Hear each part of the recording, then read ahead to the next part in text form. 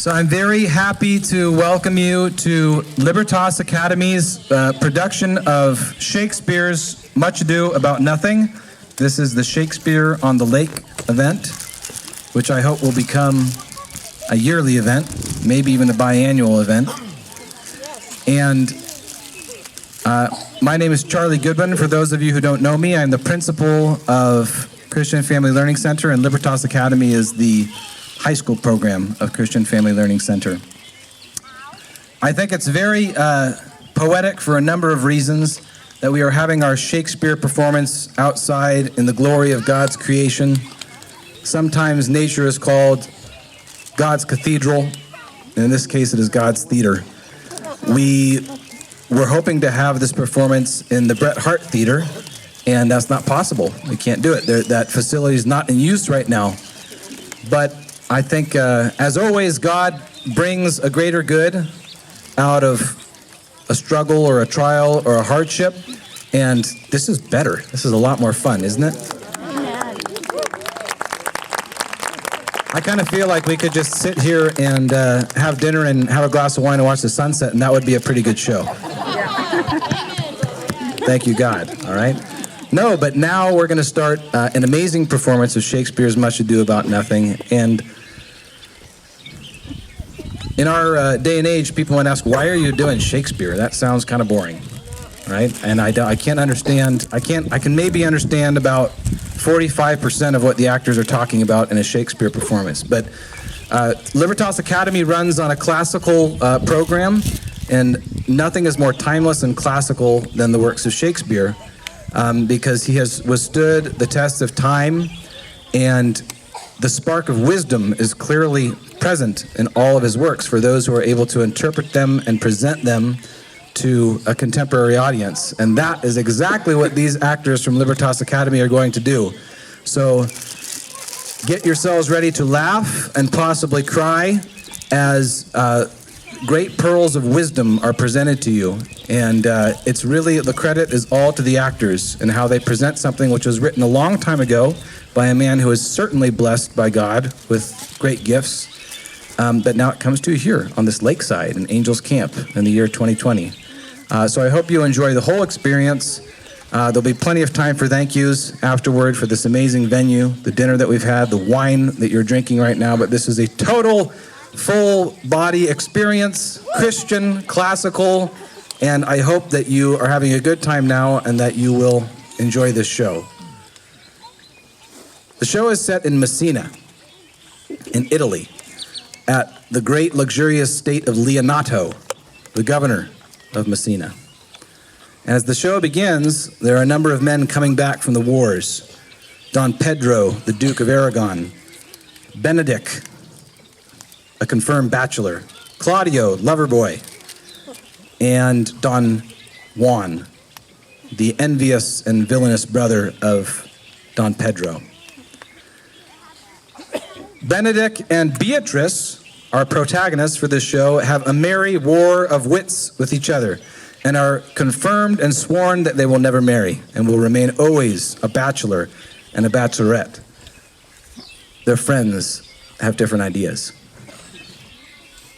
And Don John, who is full of envy for those who enjoy the great love of friendship and the love of a husband and a wife, is ready to stop love at every turn in a villainous way. And so, without further ado, welcome to Messina.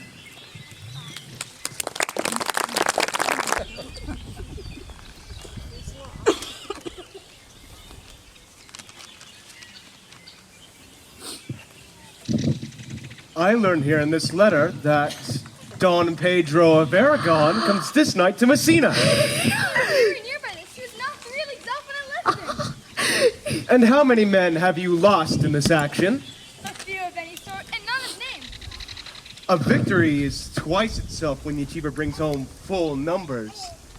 I learn here that Don Pedro hath bestowed much honor upon a young Florentine called Claudio. Much deserved on his part, and equally remembered by Don Pedro.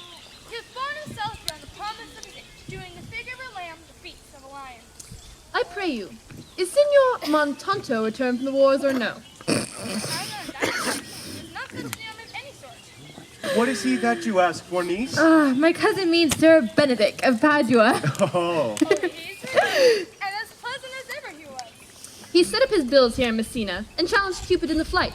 And my uncle's fool, reading challenge, subscribed for Cupid and challenged him at the bird bolt. I pray you, how many hath he killed and eaten in the force? But how many hath he killed? For I promise to eat all his killing. Faith, niece, you tax Signor Benedict too much. But he'll be meat with you, I doubt it not. Good servant to these words, lady. You hath musty victual, and he hath helped to eat it. He is a very valiant trenchman. He hath an excellent stomach. And a good soldier too, lady. And a good soldier to a lady. Ooh. But what is he to a lord? A lord to a lord and a man to a man. Says us all on a virtue. It is so indeed. He is no less than a stuffed man. But for the stuffing, well, we are all mortal. You must not, sir, mistake my niece. For there's a kind of merry war betwixt Signor Benedict and her. They never meet, but there is a skirmish of wit between them. Alas, he gets nothing by that. In our last conflict, 4 of his 5 wits went holting off. And now is the whole man governed only with 1. So that if he has wit enough to keep himself warm, let him bear it as a difference between himself and his horse. For as all the wealth he hath left to be known a reasonable creature. Who is his companion now? He hath every month a new sworn brother. Is possible? Very easily possible. He wears his faith, but as the fashion of his hat, it ever changes with the next block. I see. The gentleman is not in your book. No, and he were, I would burn my study. But I pray you, who is his companion? Hath he no young squire now who will make a voyage with him to the devil? He is most in the company of the right noble Claudio. No! He will hang upon him like a disease. He is sooner caught than the pestilence, and the taker runs presently mad. Oh, help the noble Claudio. If he hath caught the Benedict, it will cost him £1,000 ere he be cured. I hope I see you, lady. Do, good friend. You will never run mad, niece. No, not till a hot January. Don Pedro is a power.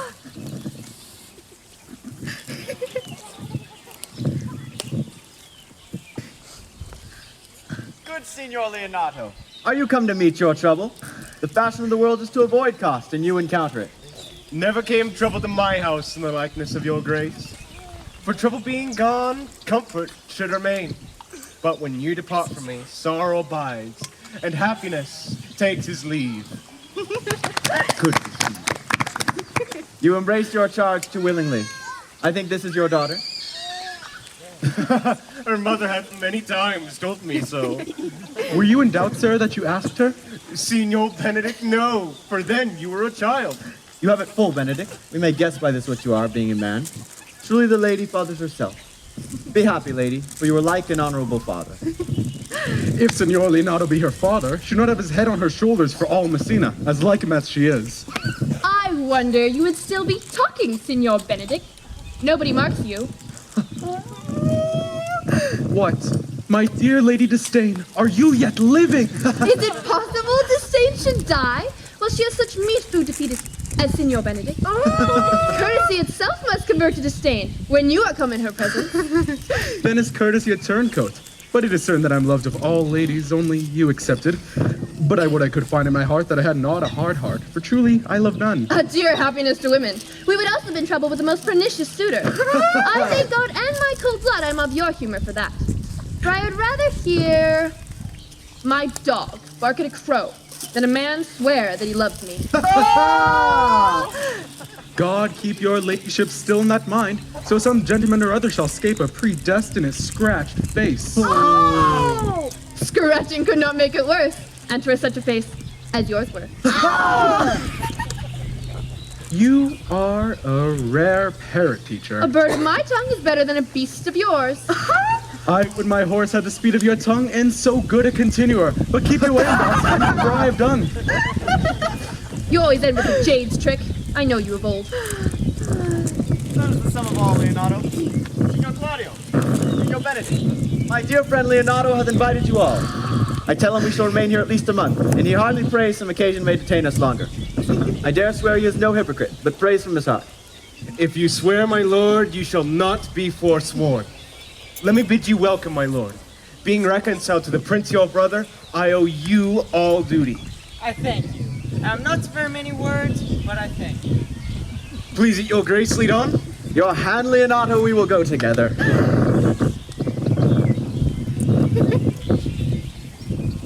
Benedict, didst thou note the daughter of Signor Leonato?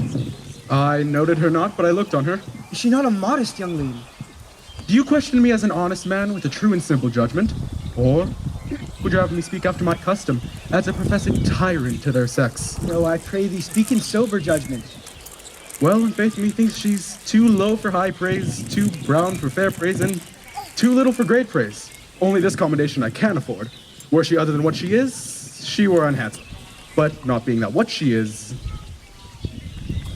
I do not like her. You think I am in sport. I pray thee, tell me truly how thou likest her. Would you buy her that you inquire after her? Could the world buy such a jewel? Yea, and a case to put it into. But come, speak ye this with a sad brow, or do you play the flouting jack who tells me Cupid is a good hair finder, and Vulcan a rare carpenter? Come, in what tune shall I sing this sad song to? In mine eye, she is the fairest lady that ever I looked on. I can see yet without spectacles, yet I see no such thing. There is her cousin, and were she not possessed with a fury, exceeds her as much in beauty as the 1st of May doth the last of December. But you have no intent to turn husband, have you? I should scarce trust myself, though I'd sworn the contrary, if Hero would be my wife. Is it come to this? Hath the world not one man who will wear his cap with suspicion? Shall I never see a bachelor of 80 again? Go, thrust your neck into a yoke and sigh away Sundays. Look, Don Pedro's returned to see you. What secret hath held you here that you followed not to Leonato's? I would your grace constrain me to tell. I charge thee on thy allegiance. You see, Claudio, I can be as secret as a dumb man. But on my allegiance, mark you on my allegiance, he is in love. With who? Now that is your grace's part. Mark how short his answer is. With Hero, Leonato's short daughter. If it were so, so it were uttered. As the old tale goes, my lord, it should not be so, nor should it ever be so. For the Lord forbid it should be so. God forbid it should be otherwise. My passion should change not shortly. Well, amen if you love her, for the lady is very well worthy. You speak just to fetch me in, my lord. By my troth, I speak my thought. And in faith, I spoke mine. And by my two faiths and troths, Lord, I have spoken mine. That I love her, I feel. That she is worthy, I know. That I neither feel how she should be loved nor that she is worthy is an opinion that fire cannot burn out of me. I will die in it at the stake. Thou wast ever an obstinate heretic in the despite of beauty. He never could maintain his parts by the strength of his own will. That a woman birthed me, I thank her. That she brought me up, I likewise give her most humble thanks. But that I will have a recheat winded in my forehead, or hang my bugle in an invisible baldric, all shall pardon me. And by which the fine may go the finer, I will live a bachelor. I shall see thee, ere I die, look pale with love. With anger, with sickness, or with hunger, my lord. Not with love. Prove that ever I lose more blood with love than I gain with drinking. Pluck out mine eyes with a ballad maker's pen, and hang me up at the door of a brothel at the sign of a blind Cupid. Well, if ever thou dost fall from this faith, thou wilt prove a most notable argument. If I do, hang me in a bottle like a cat, and shoot at me. And he that hits me, let him be clapped on the back and called Adam. Well, as time shall try. In time the savage bull doth bear the yoke. The savage bull may, but if ever the sensible Benedict do, pluck out mine horns and place them in my forehead, and let me be vilely painted. And as they write, here is a good horse for hire, let them write under me, here is Benedict, the married man. If this should ever happen, thou wouldst be horn mad.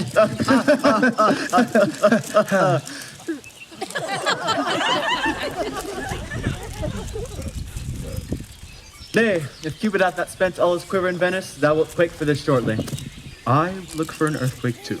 Well, you shall temporize with the hours. In the meantime, good Signor Benedict, repair to Leonatus.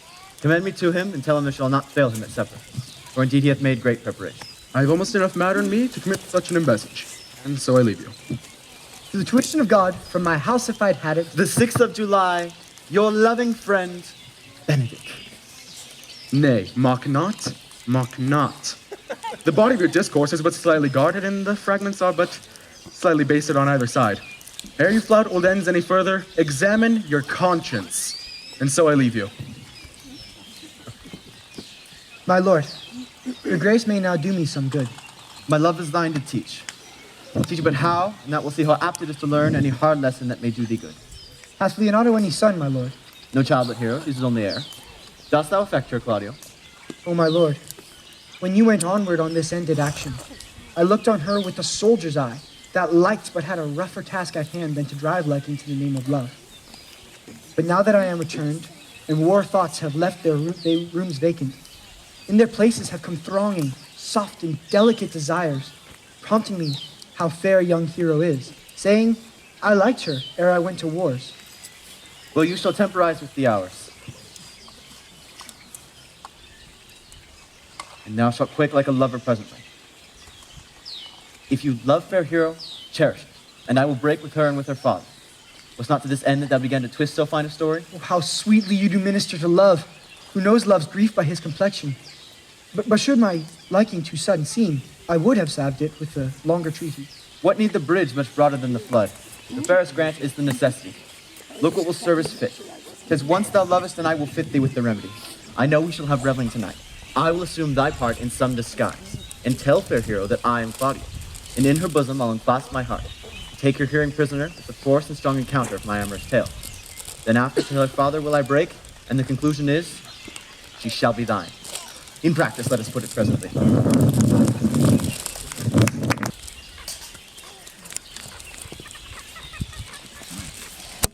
What's the good year, my lord? Why are you thus out of measure sad? There's no measure to the occasion that breeds, therefore sadness is without limit.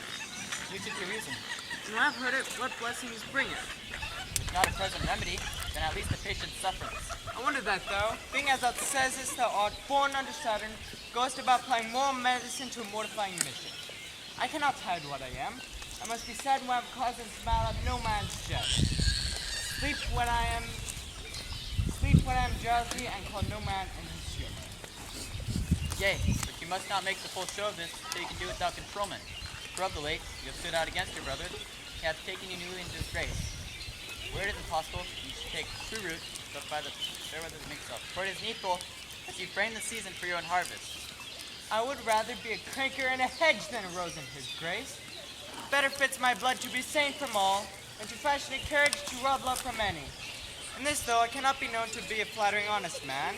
It cannot be denied that I'm a plain dealing villain.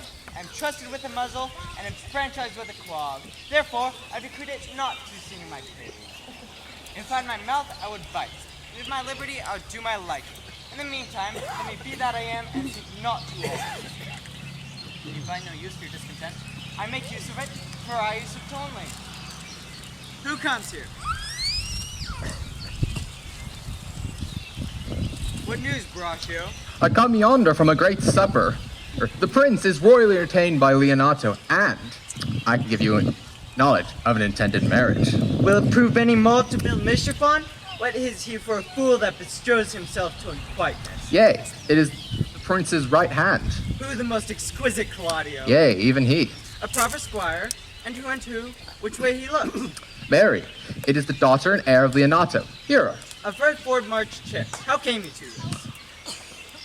While being royally entertained by a perfumer, I was smoking in a musky room when comes me the prince and Claudio in sad conference. I hid behind the artifice and overheard them that the prince intended to woo Hero, and present her to Count Claudio. Come, let us thither. This may prove food for my displeasure. This young startup hath all the glory of my overthrow. If I could cross him anyway, I bless myself every way. You're both sure and will assist me? To the death, my lord. Come, let us to the great supper. Their cheer is well the greater that I am subdued. Come, let us go. We wait upon your lordship.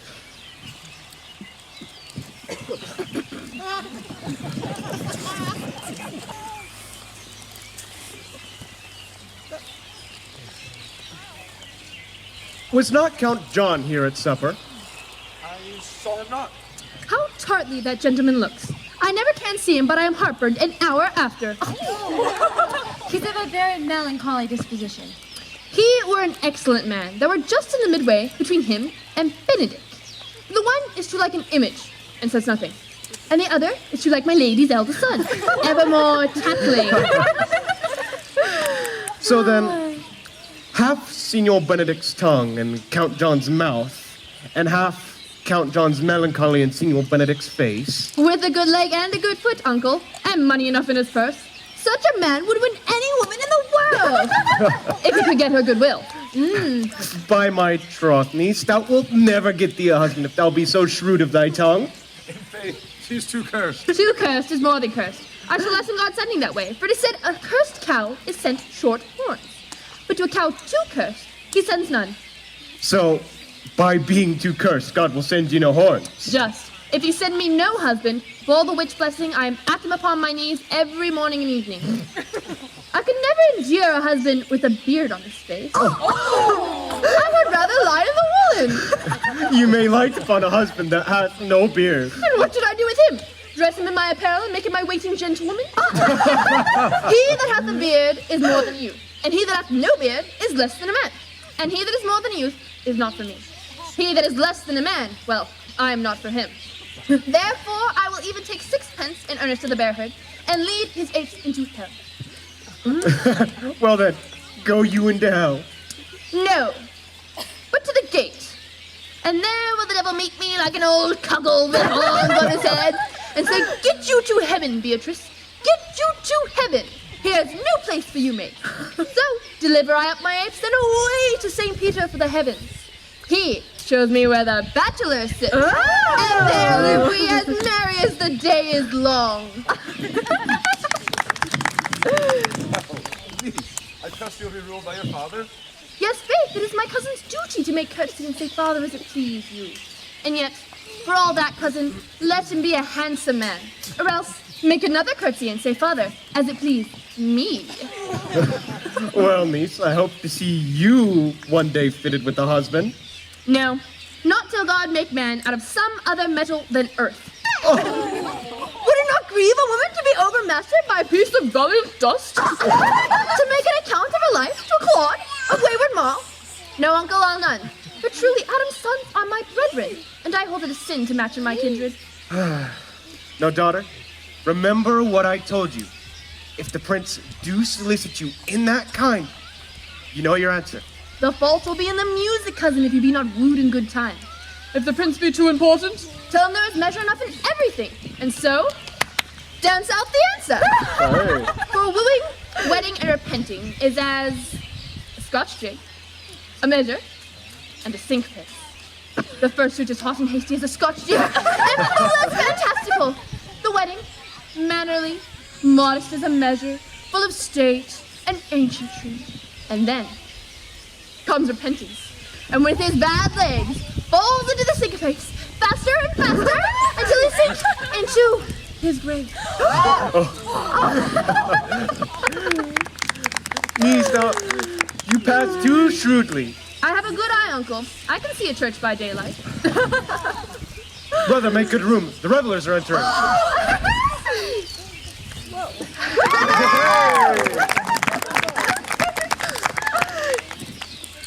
Lady, we walk about with your friends.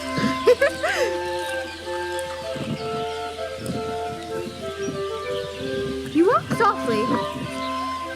You look sweetly. And you say nothing. I'm yours for the walk. And especially when I walk away.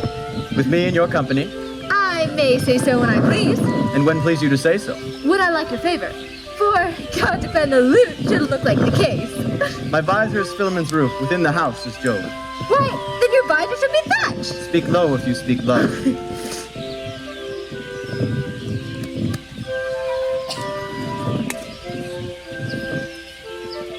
Well, I would you did like me. So would I, not for your own sake, for I have so many old poems. Which is what? I say my prayers out loud.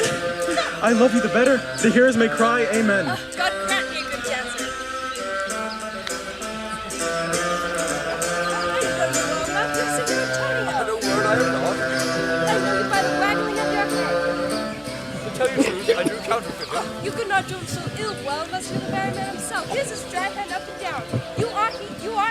word, I have not. Oh, come. Do you think I not know you by your excellent wit? Can virtue hide itself? Go to Mo. You are he. There's an end. Will you not tell me who told you so? No, you shall pardon me. Will you not tell me who you are? Not now. That I was disdainful, and that I had got my good wit out of 100 merry tales. Why, this was Signor Benedict that said so. What's he? I'm sure you know him well enough. Not I, believe me. Did he never make you laugh? I pray you, what is he? Why, he is the prince's jester. A very dull fool. Only his gift is in devising impossible slanders. None but libertines delight him. And then, the commendation is not in his wit, but in his villainy. For he both pleases men and angers them. And then they laugh at him and beat him. I'm sure he is in the fleet. I would he had boarded me. When I know the gentleman, I shall tell him what you say. Do. He'll but break a comparison or two on me, which peradventure not marked or laughed at, to strike him into a melancholy. And then there's a partridge wing saved, for the fool eat no supper that night. We must follow the leaders. In every good thing. Nay, if they can get in there, at the next turning.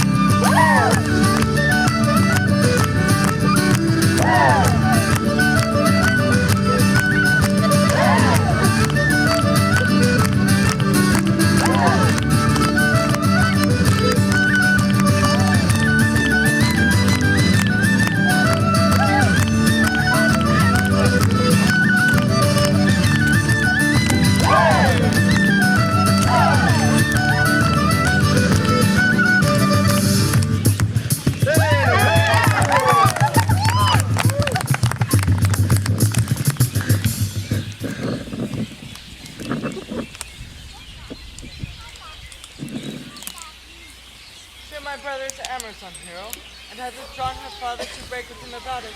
The lady solo, and but one advisor remains. That be Count Claudio. I know him by his bearing. Are you not Signor Benedict? You know me well. I am he. Signor, you are very near to my brother in his love. He is enamored on hero. I pray you, dissuade him from her, you know equal for his birth. You may play the parts of an honest man in it. How know you he loves you? I heard him swear his affection. I heard this also, and that he would marry her tonight. Come, let's go.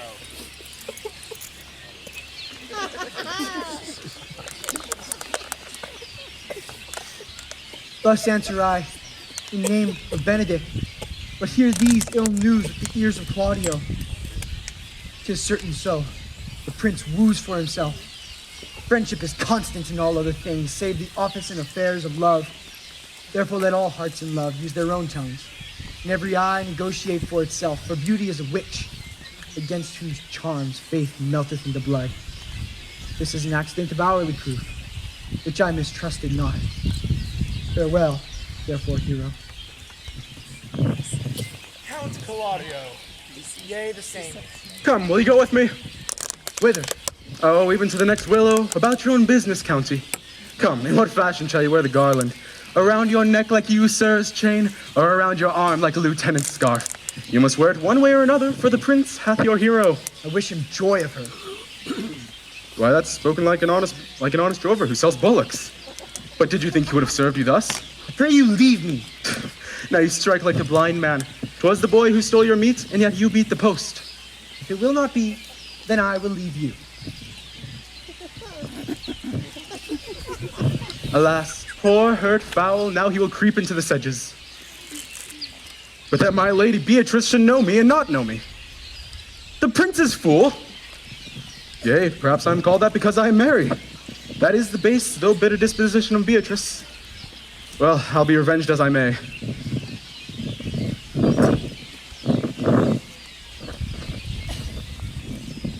Now, Signor, where's the Count? Did you see him? My lord, I have played the part of Lady Fame. I found him here as melancholy as a lodge in a warren, and I told him, and I believe I told him correctly, that your grace had won the goodwill of this young lady. And so I offered him my company to the next willow, either to make him a garland as being usurped, or to bind him up as worthy to be whipped. To be whipped? What's his fault?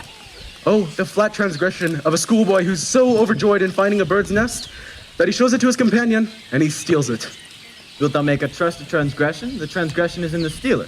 Yet it had not been amiss that the rod had been made, and the garland too, for as I take it, you have taken the bird's nest. I will but teach them to sing and restore them to their owner. If your singing be your saying, ye lord, you say honestly. Lady Beatrice hath quarreled with you. The gentleman that danced her last told her she is much wronged by you. She misused me past the use of a block. An oak bow with one green leaf on it would have talked with her. It was as my very visor began to assume life and scold with her. She told me, not thinking that I had been myself, that I was the prince's jester. That I was a man duller than a thaw, huddling jest upon jest with such impossible conveyance that I stood like a man at a mark with an entire army shooting at me. She speaks poniards, and every word hurts. If her breath were as terrible as her terminations, none would be living near her. She would infect to the North Star. Yea, she would have made Hercules have turned spit, and cleft his club to make the fire too. A man may sin upon purpose to go to hell, seeing as it is a sanctuary from her. And so all perturbation, horror, and destruction follows her. Well, look, here she comes. My lord, have you any mission for me? I will go to the end of the pygmies for you. I will fetch you a toothpicker from the tallest mountain in Asia.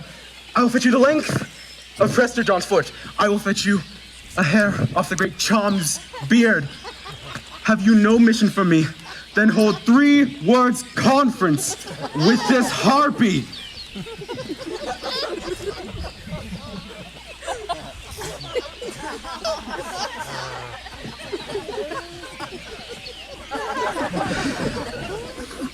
Have you no service for me? None but to desire your good company. Oh.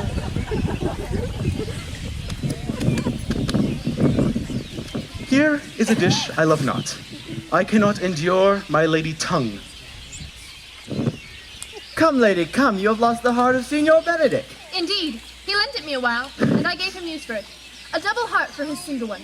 Marry, once before he won it of me, with false dice. Therefore your grace may well say I have lost it. You have put him down, lady, you have put him down. And so I would not he should do me, my lord, lest I prove the mother of fools. Here, I have brought Count Claudio, whom you sent me to seek. Why, how now, Count? Wherefore are you sad? Not sad, my lord. How then, sick? Neither, my lord.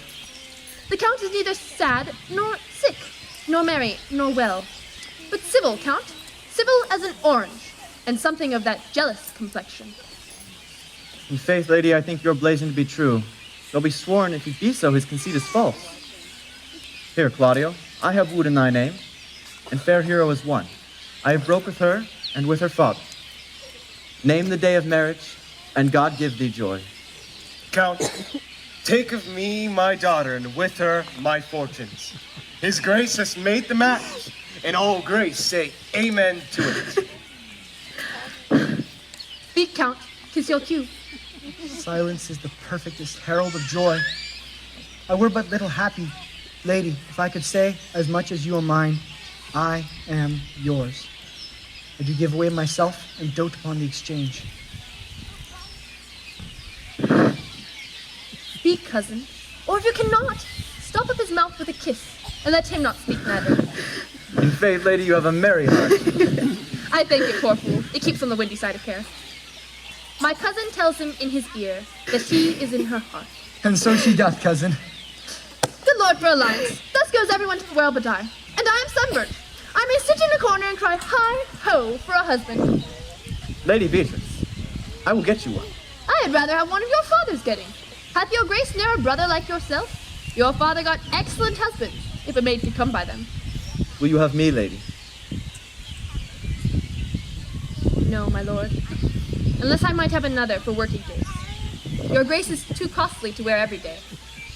But I beseech your grace's pardon. I was born to speak all mirth and no matter.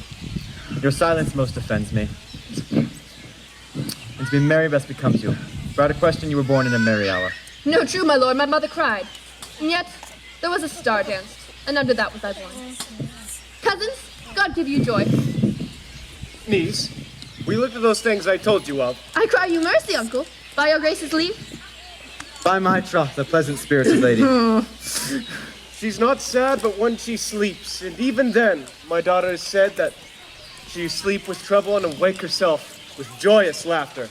She cannot endure to hear tell of a husband. Oh, by no means. She mocks all of her wooers out of suit. She were an excellent wife for Benedict. Oh, Lord, my lord. Were they but to weak marry, they would talk themselves mad.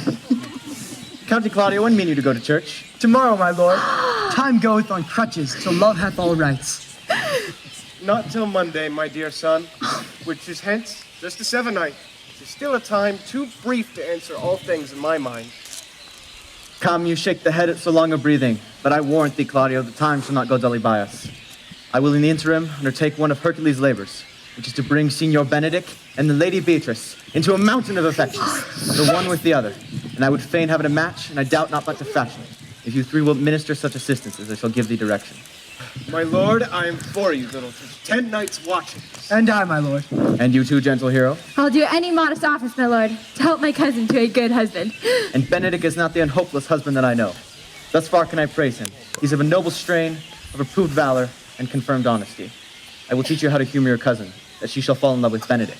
And I, with your two helps, will so practice on Benedict, that in despite of his quick wit and his queasy stomach, he shall fall in love with Beatrice. Come in with me, and I will tell you my dreams. Claudio shall marry the daughter of Leonato. Yea, my lord, but I can cross it. Any bar, any cross, any obstacle is medicine to me.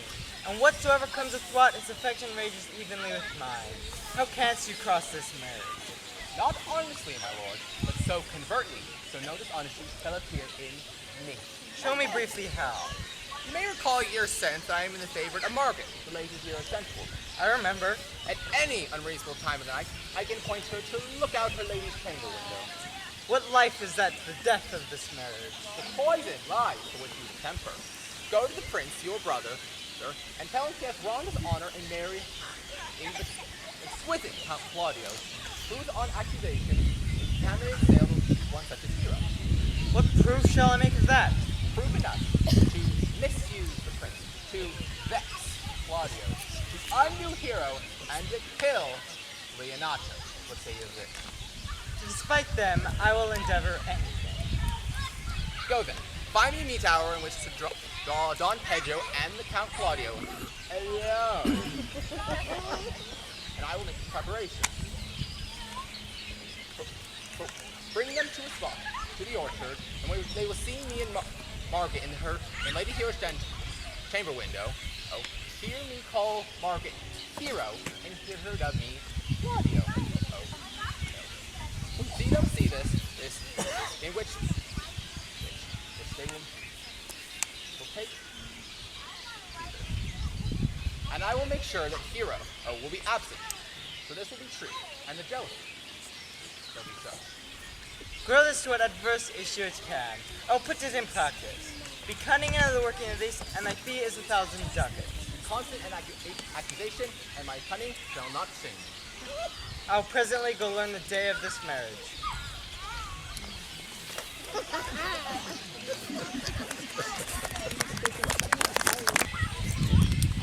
I do much wonder how much one man, after seeing how much another man is a fool when he dedicates his behaviors to love, will, after have laughed at such follies, become the victim of his own scorn by falling in love himself.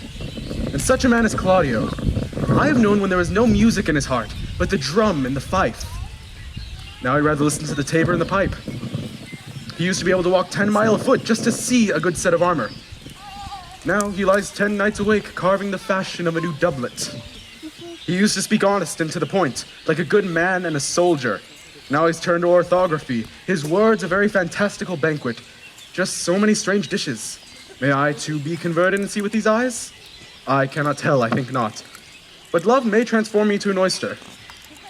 But I take an oath upon this. Till love hath transformed me into an oyster, none shall come near me. One woman is wise, yet I am well. Another virtuous, yet I am well. Another fair, yet I am well. But till all these graces be in one woman shall not come near me. Rich she shall be, that's certain, or I'll have none. Fair, or I'll never look on her. Virtuous, of good discourse, an excellent musician, and her hair color be whatever color it please God. Ha, the prince and Monsieur Love. I shall hide me in the arbor.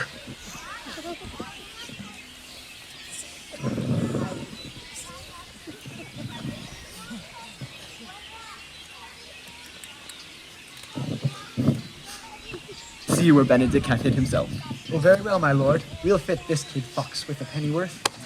Come hither, Leonardo. What was it you told me of today? That your niece Beatrice was in love with Signor Benedict? Oh, Stock on, the foul sits. I did not think that lady would have loved any man. No, nor I neither. But most wonderful that she should so dote on Signor Benedict, who, in all outward behavior, seemed ever to abhor. Is it possible? Sits the wind in that corner? By my troth, my lords, I cannot tell what to think of it, but that she loves him with an enraged affection, 'tis past the infinite of thought. Maybe she doth but counterfeit. Faith like enough. Oh God, counterfeit. There is never counterfeit of the passion of life, that she so discovers it. Why, what effects of passion shows she? Bait the hook well. This fish will bite. What effects, my lord? She will sit you. You heard my daughter tell you how. She did indeed. How, I pray you? No!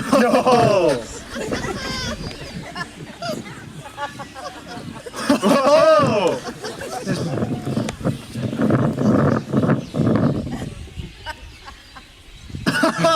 You amaze me! I would have thought her spirit had been invincible against all assaults of affection. I would have sworn it had, my lord, especially against Benedict. I should think that this is a goal, but that the gray-bearded fellow speaks it. Knavery sure cannot hide itself in such reverence. We have tamed the infection. Hold it up. Hath she made her affection known to Benedict? No, and swears she never will. That's her torment. 'Tis true indeed, so your daughter tells me. Shall I, says she, who hath so oft encountered him with scorn, write to him to say that I love him?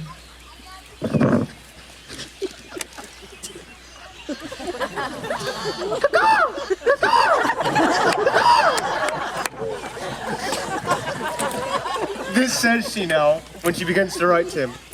For she'll be up 20 times a night, and there she will sit in her smock, till she have writ a full sheet of paper. My daughter tells us all.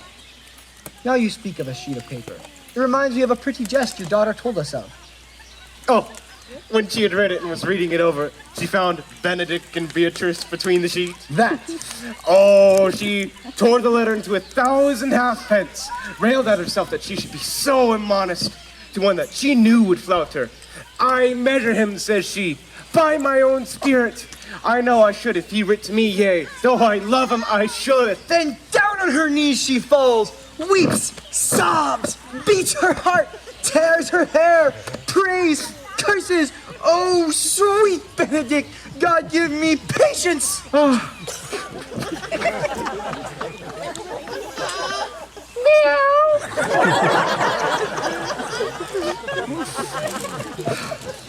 This says she now.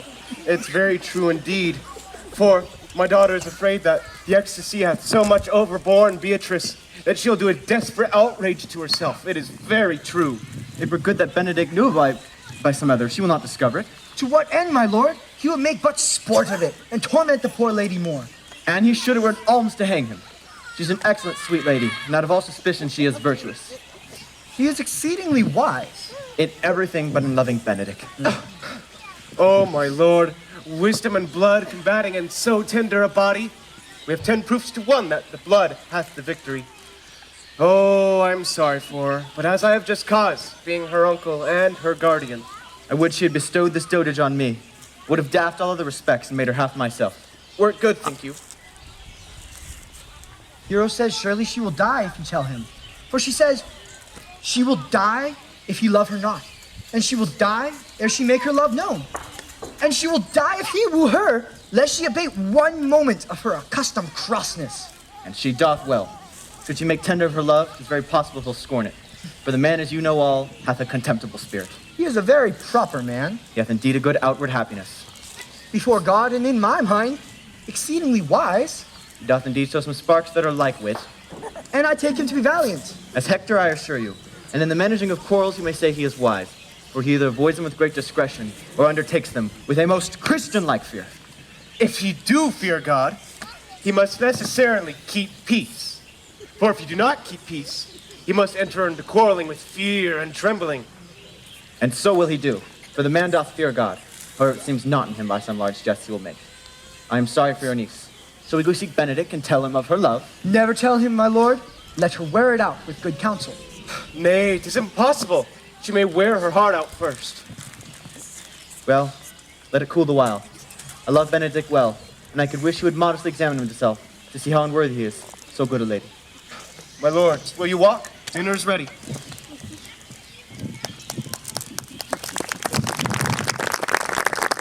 If he do not dote on her upon this, I shall never trust my expectation. Let there be the same net spread for her, and that must your daughter and her gentlewoman carry. The sport will be when they hold one in opinion of another's dotage, and no such matter. That's the scene that I would see. It would be merely a dumb show. Let us send her to call him into dinner.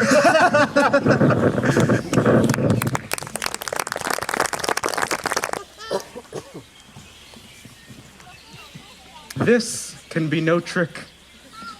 The conference was sadly born. They have the truth of this from Hero. They seem to pity the lady. It seems her affections have their full bent. Love me? Why, it must be requited. I hear how I am censured. They say I will bear myself proudly.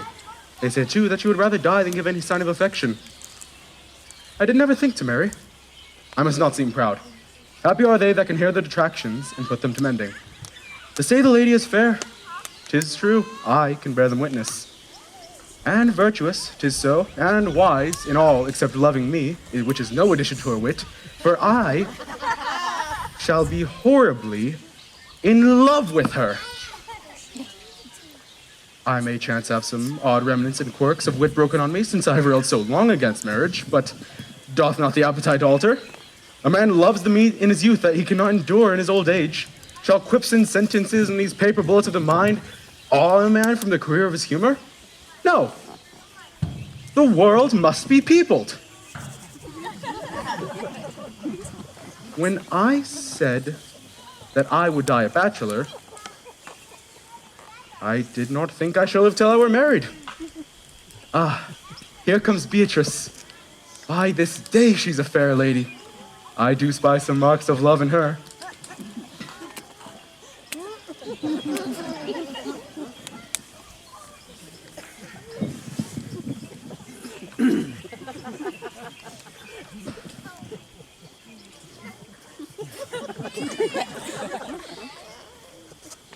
Against my will, I am sent to bid you come into dinner. Fair Beatrice, I thank you for your pains. I took no more pain for those things than you take pain to thank me. If it had been painful, I would not have come. You take pleasure then in the message. Yea, just so much as you might take upon a knife's point and choke a dog withal. You have no stomach, senor? Fare you well.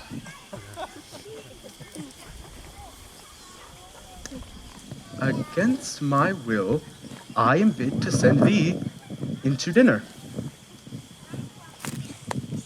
There's a double meaning in that.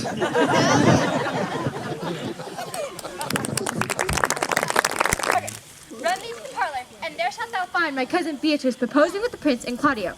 Whisper in her ear, and tell her I and Ursula walk in the orchard, and our discourse is all of her. Say that thou overheard us, and bid her steal in the bleaked bower where honeysuckles, ripened by the sun, forbid the sun to enter it. Like favorites, made proud by princes that advance their pride against the power that bred it. There she would hide her and listen to our propose. Now this is thy office. Fare thee well in it, and leave us alone. I'll make her come. I warned you presently. Now, Ursula, when Beatrice doth come, as we do trace his up and down, our talk must only be of Benedict. When I do name him, maybe they part to praise him more than ever man did merit. My talk to thee must be how Benedict is sick in love with Beatrice. This is how a little Cupid's crafty arrow made, that only wounds by hearsay. Oh, now begin. For look where Beatrice, like a lapwing, runs close to the ground to hear our conference. Pleasantest angling is to see the fish count their golden oars the silver stream, and greedily devour the treacherous bait. So angle we for Beatrice, who even now is couched in the wood-by coverture. Fear you not my private dialogue. Then go we near her, that her ear lose nothing of the false sweet bait we lay for it. No, truly, Ursula, she is too disdainful. I know her wit is as coy and wild as haggards on a rock. But are you sure that Benedict loves Beatrice so entirely? So says the prince and my new trothed lord. And did they bid you tell her of it, madam? They did entreat me to acquaint her of it, but I persuaded them that if they loved Benedict, to let him wrestle with affection, and to never let Beatrice know of it. Why did you so? Doth not the gentleman deserve full of fortunate bed as Beatrice shall couch upon? Oh, God of love, I know he doth deserve as much maybe yield to a man. But nature never framed a woman's heart of more prouder stuff than that of Beatrice. Oh!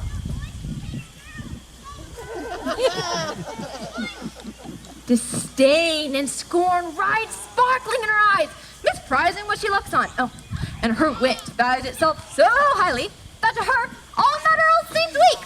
She cannot love, nor take no shape or sign of affection. She is so self-endeared. Sure, I think so, and therefore it were not good she knew of his love, lest she'd make sport at it. Why, you speak truth. I never yet saw a man how wise, how young, how noble, how rarely featured, but she would spell him backward.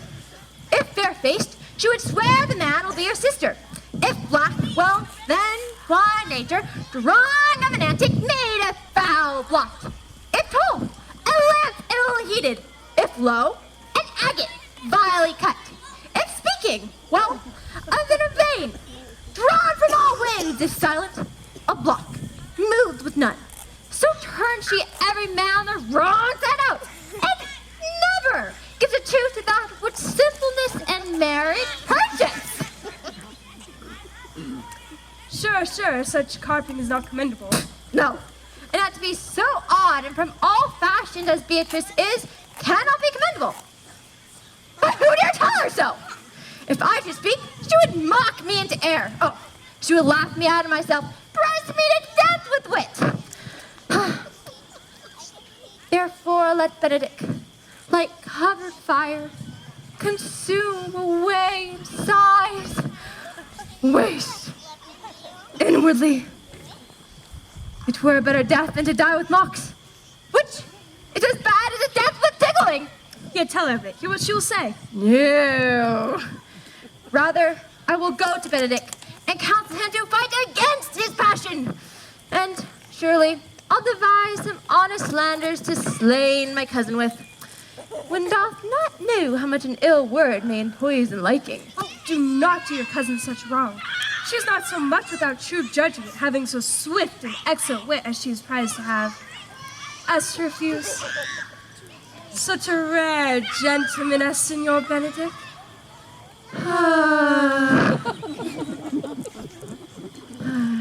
He is the only man of Italy. Always excepted my dear Claudio. I pray you not be angry with me, madam, for speaking my fancy. But Signor Benedict, for shape, bearing, argument, and valor, goes foremost in report through Italy. Indeed, you have an excellent good name. Sexist and earn it, he had it. When are you married, madam? Every day, tomorrow. Come, let's go in, and I'll have thy counsel on which is best to furnish me tomorrow. She's limed, and weren't you would caught her, madam? If so, then loving goes by hasps. Some cupids kill with arrows, and some with traps.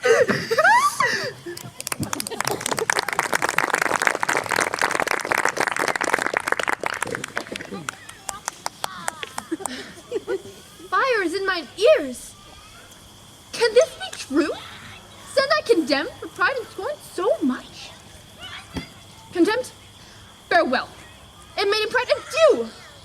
No glory lives behind the back of such. And Benedict, love on. I will requite thee, taming my wild heart to thy loving hand. If thou dost love, my kindness will incite thee to bind our loves up in a holy band. For others say thou dost deserve, and I believe it better than reportingly.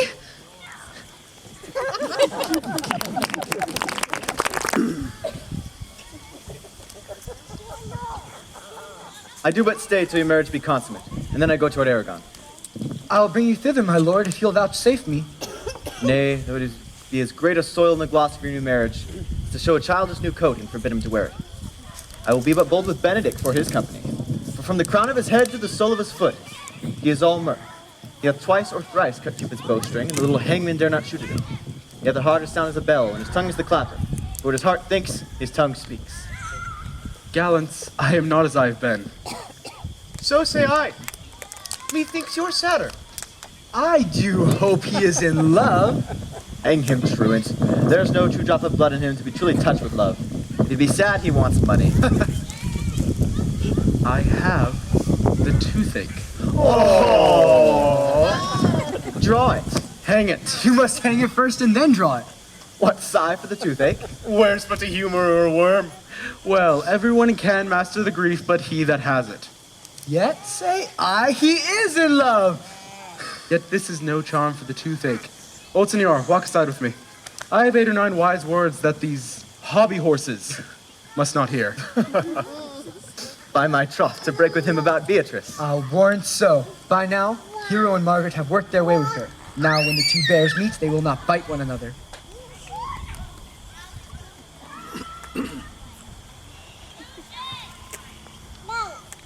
My lord and brother, God save you. Good aim, brother. If your leisure serve, may I speak with you? In private. If it served you, let Count Claudio here, for what I say concerns him. What's the matter? Means your lordship be married tomorrow? You know he does. I know not this when he knows what I know. If there should be any impediment, I pray you discover it to me. You may think I love you not, but that appear hereafter. And aim better at me that I may now manifest. And of your brother, I think he holds you well, and in dearness of heart hath called up to effect your ensuring marriage. Surely soot ill spent, and labor ill bestowed. Why, what's the matter?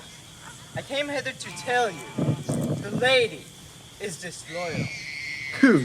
Hero? Even she, Leonato's hero, your hero, every man's hero. Disloyal? The word is too good to paint out her wickedness. I could call her worse. Think thee of a worse title, and I shall pair her to it. Wonder not till further warrant. If you come with me tonight, you shall see her chamber window entered even the night before her wedding day. If you love her, and tomorrow wed her, but it better fit your honor to change your mind. May this be so. I will not think it. If you dare not trust me, confess not that you know. If you come with me tonight, I shall show you enough. And when you have heard more and seen more, proceed accordingly. If I should see anything tonight, why I should not be married. Tomorrow in the congregation where I would have wed her, there will I shame her. And as I wooed for thee to obtain her, I will join with thee to disgrace her. I'll dispatch her no more till you are my witnesses. Bear coolly, but till midnight, where the issue shall show itself. Oh, day unoutwardly turns. Oh, mischief strangely thwarting. Oh, plague right well prevented, you will say when you've seen the sequel.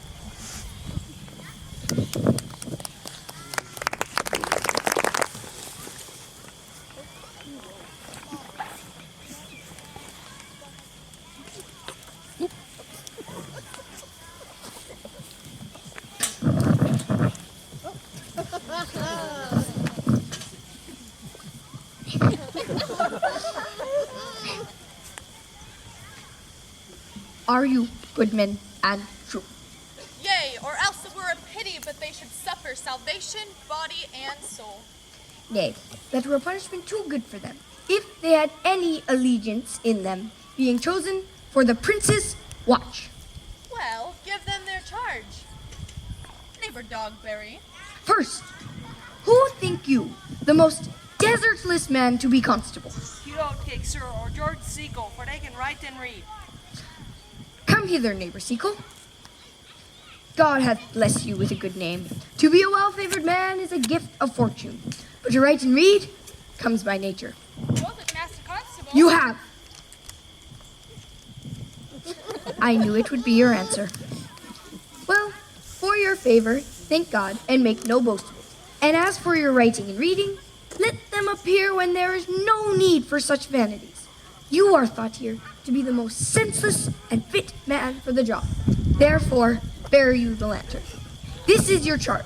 You are to comprehend all vagrom men and bid them stand in the prince's name. How if they will not stand? Why then let them alone and take no note of it. And presently call up the rest of the watch. And thank God you are rid of a name. If he will not stand when he is bidden, he is none of the prince's subjects. True. And he is to meddle with none other than the prince's subjects. You shall also make no noise in the street. For the watch to babble and talk is most tolerable and not to be endured. We will rather sleep than talk. We have no to watch. Why, you speak like an ancient and most quiet watchman, for I cannot see how sleeping should offend. Only have a care that your bills be not stolen.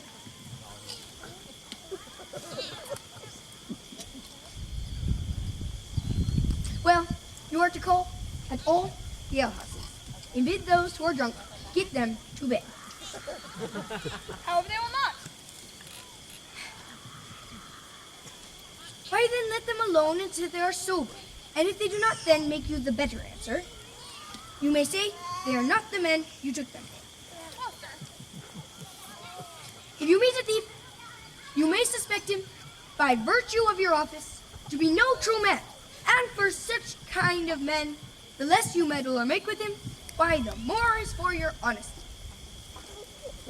If we know him to be a thief, shall we not lay hands on him?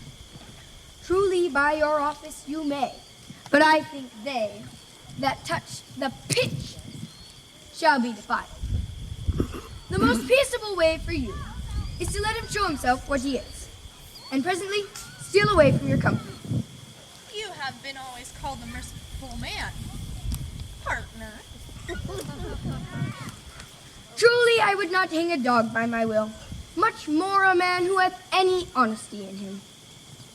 If you hear a child cry in the night, you must call to the nurse and bid her still it. How if the nurse be asleep that will not hear us? Why then depart in peace, and let the child wake her with crying. For the ewe that will not hear a lamb when it faws, will not hear a calf when it bleats. Tis very true. This is the end of the charge. You are to present the prince's own person. And if you meet the prince in the night, you may stay him.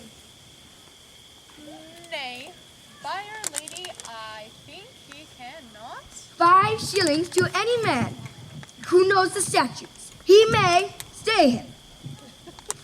Marry, not without the prince be willing, for the watch ought to offend no man. And it is an offense to say any man against his will. By Our Lady, I think it be so. Ha ha! This is the end of the charge. Good night, neighbors. And there be any matter of weight chances, call up me. Keep your fellows' counsels and your own. Good night. Come, neighbor.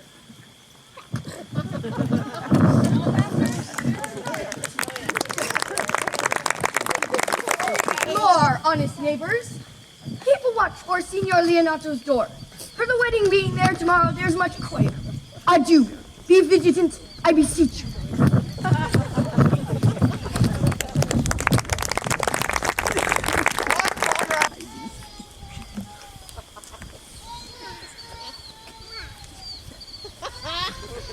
Conrad, I say! Hey man, I'm at the elbow. Oh, my elbow itch. I thought a scab would follow. Come, as a true drunkard, I shall utter all to thee. Some treason, masters. Stand close. Know that tonight I've earned of Don John 1,000 ducats.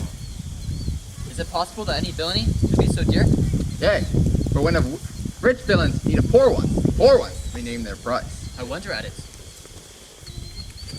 By whose estimation would a man wear a ducat, doublet, a hat, or a cloak?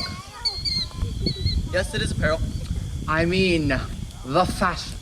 Yes, the fashion is the fashion.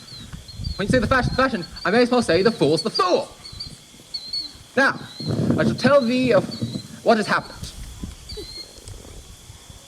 I know that deformed he has been a vile thief this 7 years. He goes up and down like a gentleman. I remember his name. Dost thou not hear something? No, what's the man on the house? Now, know that tonight I've wooed Margaret in hero's gown outside her lady's chamber window, and afar in an orchard, the prince, Claudio, and Don John have witnessed this. I thought they Margaret was hero? Two of them did. The prince and Claudio, but the devil my master knew she was Margaret. And once they had witnessed this, they became enraged and went off to confront Hero at tomorrow's congregation and shame her in front of the whole service and send her home again without odds. We charge you in the prince's name. Stand! Call it the right, Master Constable. We here have recovered the most dangerous piece of lechery that ever was known in the Commonwealth.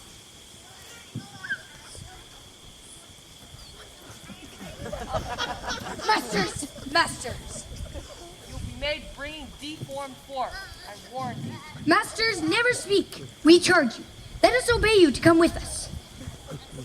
It may be a good commodity to go with these men. The commodity in question. I warrant you. Come, we'll obey you.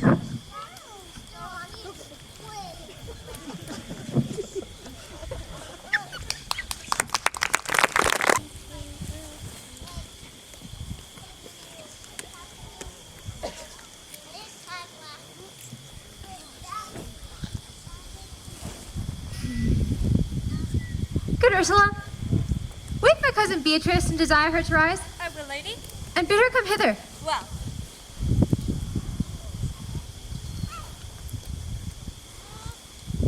Trot, I think your other rubato were better.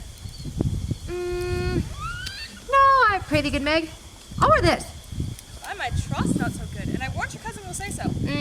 My cousin's a fool, and thou art another. I'll wear none but this.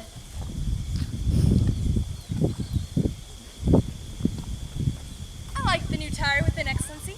If the hair were a thought browner, but the gown's the most rare fashion.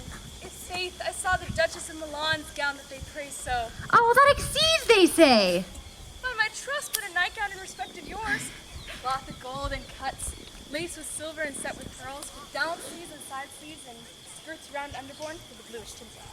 And for a fine, quaint, graceful, and excellent fashion, yours is worth 10 odds. Oh, God give me joy to wear it, for my heart is exceeding heavy.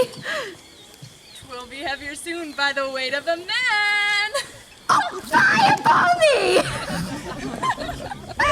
Art thou ashamed?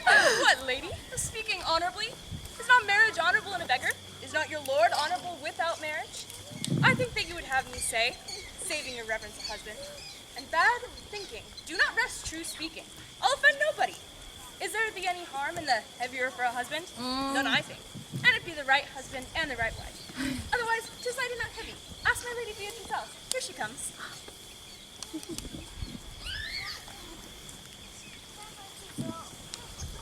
Good morrow, cuss. Good morrow, sweet hero.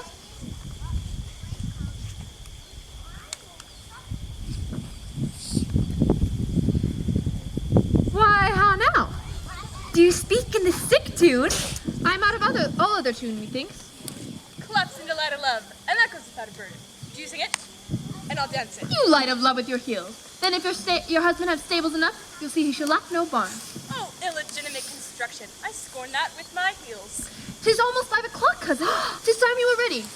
By my troth, I am exceeding ill. Hi-ho. For a hawk? A horse? Or a husband? For the letter that begins them all, an H. Well, and you be not turned Turk. I suppose there's no more sailing by the star. What means the fool, trow? Nothing I. But God sends everyone their heart's desire. These gloves the Count sent me. They have an excellent perfume. I cannot smell, cousin. I am stuffed. A maid. And stuffed? There's a goodly catching of cold. Oh, help me, help me. How long have you professed apprehension? Ever since you left it, doth not my wit become me rarely? It is not seen enough. You should wear it in your cap. By my troth, I am sick. Get you some of this Cardius Benedictus and lay it on your heart. It is the only thing for a qualm. Don't bring a stir with a fizzle. Benedictus, Benedictus. Why Benedictus? Have you some moral in this Benedictus? Moral? No. I have no moral meaning. I meant plain holy business. Now you may think perchance that I think that you're in love. Nay, By'r Lady, I'm not such a fool to think what I list. Nor list not to think what I can. Nor indeed I cannot think. For as to think my heart out of thinking, that you are in love, or that you will be in love, or that you could be in love. Ah, Benedict was such another, and now he has become a man. He swore he would never marry, and yet now, in despite of his heart, he eats his meat without grudging. How you may be converted, I know not, but methinks you look with your eyes as other women do. What pace is this that thy tongue keeps? Not a false gallop. Withdraw! The prince, the counts, and your Benedict, Don John, and all the gallants of the town have come to fetch you to church. Oh, me just good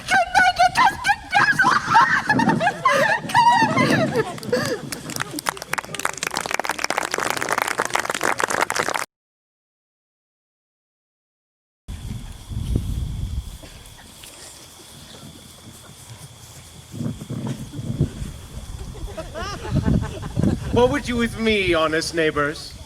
Marry, sir, I would have some confidence with you that discerns you nearly.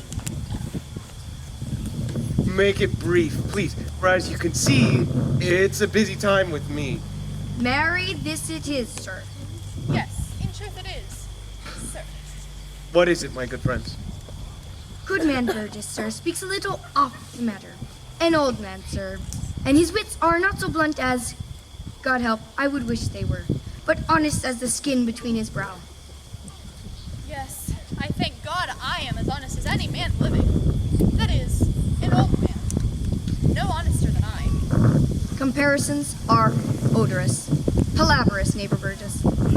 Neighbors, you're tedious.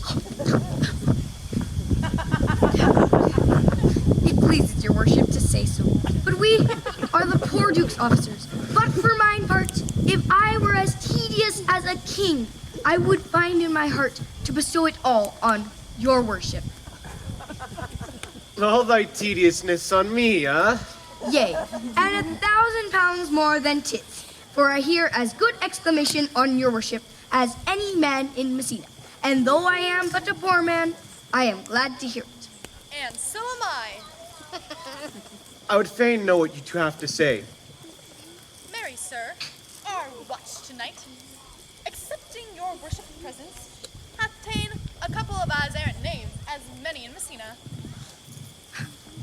An old man, sir, he is. As they say, when the age is in, the wit is out. Well, God help us, it is a world to see. Well, said I, faith, neighbor Burgess. Well, God's a good man, and 2 men ride a horse, 1 must ride behind. All men are not alike, alas, good neighbor. In faith, he comes too short of you. Gifts that God gives. I must leave you. Marry, sir, our watch indeed hath comprehended 2 auspicious persons, and we would have them this morning examined before your worship. Take their examination yourself and bring it me. For as you can see, I am in some haste. It shall be suffragance. Drink some wine ere you go. Fare you well. My lord, they stay for you to give your daughter to her husband. I will meet them. I am ready. Go, good partner. Get you to Francis Seacle. Tell him to bring his pen and inkhorn to the jail. We are now to examination these men. And we must do it wisely. We will spare for no wit. Here's one that'll drive some to a non-cum. Only get the learned writer to put down our excommunication and meet me at the jail.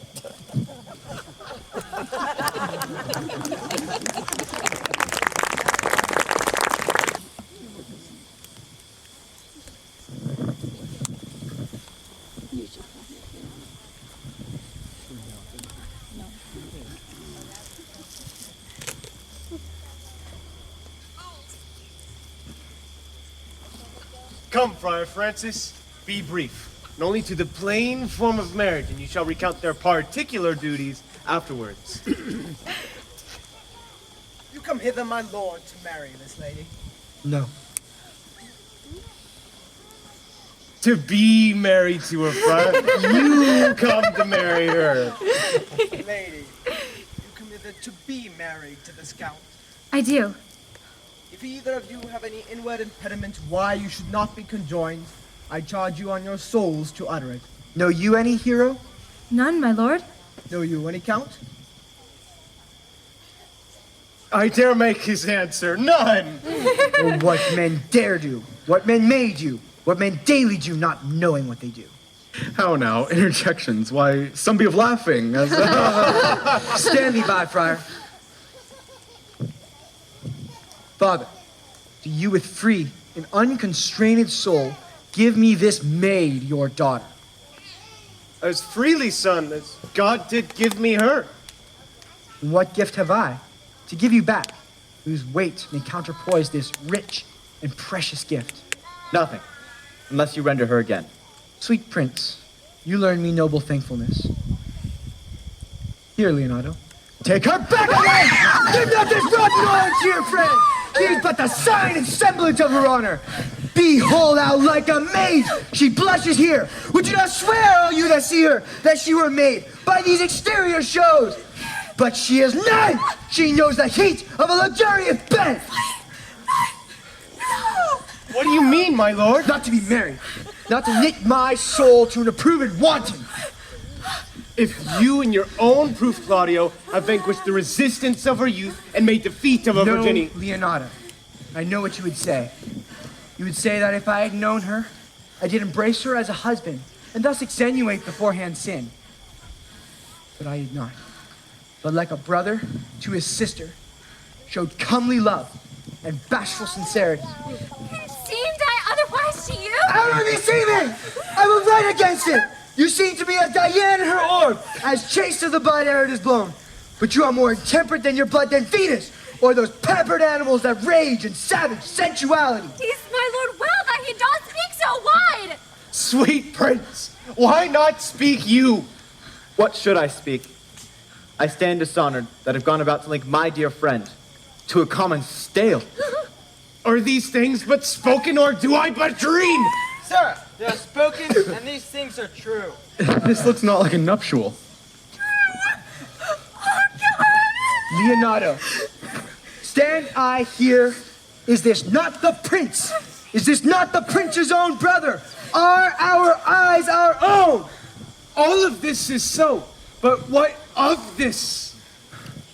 To put her to the question, I bid you, by that kindly and fatherly power that you have in her, bid her answer truly. I charge thee to do so, as thou art my child. God defend me! How will I be sent? What kind of catechizing call you this? To make you answer truly to your name. Is it not Hero? Who could blot that name with any just reproach? Mary, that can Hero. Hero it is that can blot out Hero's name. What man was it that talked with you outside your window betwixt the hours of 12 and 1? Now if you are a maid, answer this. I talked with no man at that hour, my lord. Why then are you no maiden? Leonardo, I'm sorry you must hear. Upon mine honor, myself, my brother, and this grieved count, did see her, hear her, at that hour last night, talk with a ruffian at her chamber window, who hath indeed, like a most liberal villain, confessed the vile encounters they have had 1,000 times in secret. God, they're not to be named, my lord, not to be spoke of. There's not enough chastity enough in language without offense to utter them. Thus, pretty lady, I am sorry for thy much misgovernment. O hero, what a hero wouldst thou have been if only half thy outward graces had been placed about thy thoughts and counsels of thy heart that night. Now fare thee well, most foul, most fair. For thee I'll lock up all the gates of love, and on mine eyelids shall conjecture hang, turning all thoughts of beauty into thoughts of harm, and never shall it be the more gracious. Hath no man's dagger here a point for me? Oh no! Cousin Hero! Come, let us go. Let these things come thus to light to mother their spirits up. How doth the lady? Dead, I think. Uncle, hero, my hero. Uncle's in your bending fire! O fate, take not away thy heavy hand. Death is the fairest cover for shame that may be wished for. Why, how now, sweet hero? Have comfort, lady. Dost thou look up? Yea, wherefore should she not? Wherefore? Wherefore? Why, doth not every earthly thing cry shame upon her?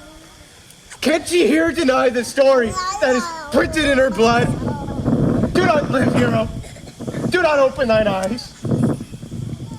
Thought I that thou wouldst not so quickly die.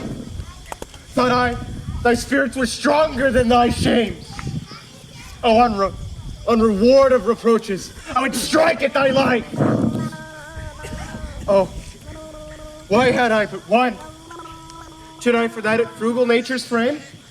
Oh, why had I one too much by thee? Why ever wast thou so lovely in my eyes? Why had I not with charitable hand taken up a beggar's issue at my gate? Well, I might have said, no part of it is mine. It derives itself from unknown loins. But mine, and mine I love, and mine I praise, and mine that I was proud on, and mine that I to myself was not mine.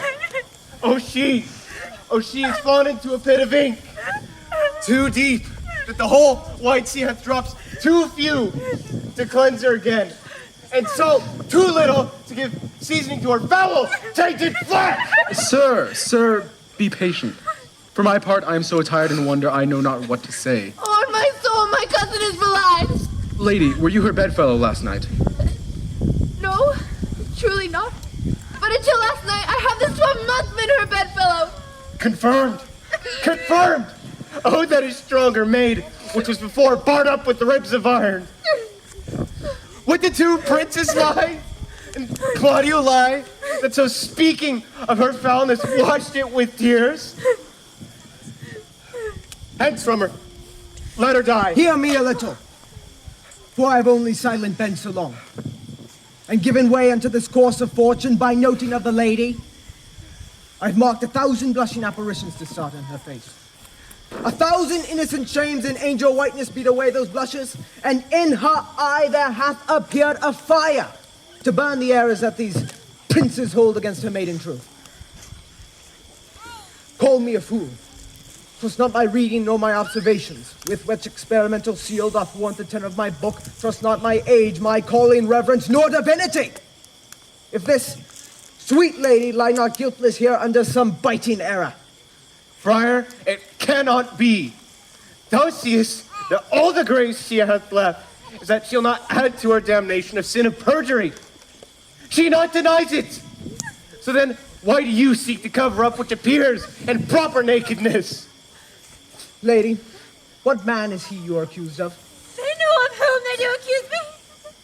I know none. If I know more of any man's lives than that which any maiden modestly doth pour it, let my sins lack mercy. Oh, my Father, prove you that I, yes, might converse with thee at hours and meet, or that I, yes, might maintain the charge of words with any creature.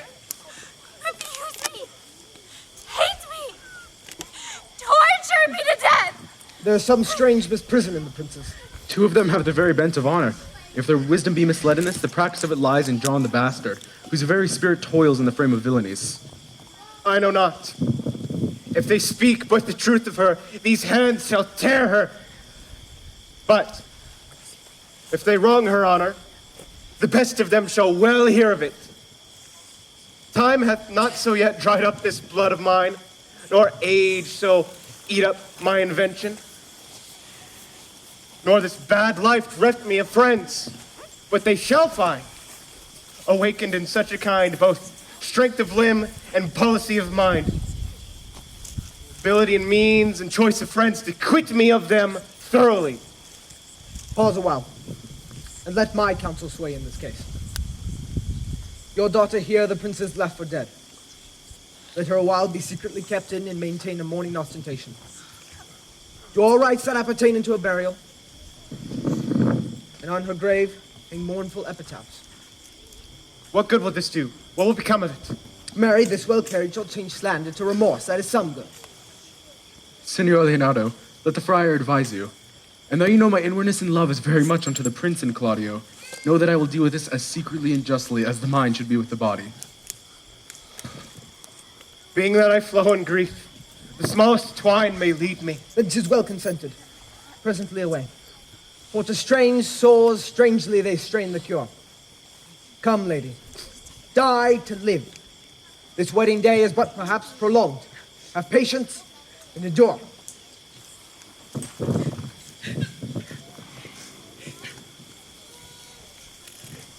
Sweet Beatrice, have you wept all this while? Yea, and I will weep a while longer. I shall not desire that. You have no reason, I do it freely. Surely, I do believe your fair cousin is wronged. Oh, how much might the man deserve of me that would right her? Is there any way to show such a friendship? A very even way, but no such friend. May a man do it? It is a man's office, but not yours.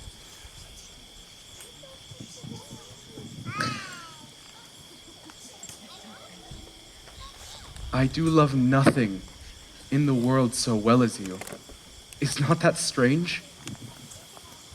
Strange is a thing I know not. It were if possible for me to say I love nothing so well as you. And yet believe me not. And yet I lie not. I confess nothing, nor I deny nothing. I am sorry for my cousin. By my sword, Beatrice. Thou lovest me. Do not swear and eat it. I will swear by that you love me, and I'll make him eat it that says, I love not you. Will you not eat your word? With no sauce that can be devised to it. I protest I love thee. Why then help me. What offense, sweet Beatrice? You stayed me in a happy hour. I was about to protest that I loved you. And do it with all thy heart. I love you with so much of my heart, none is left to protest.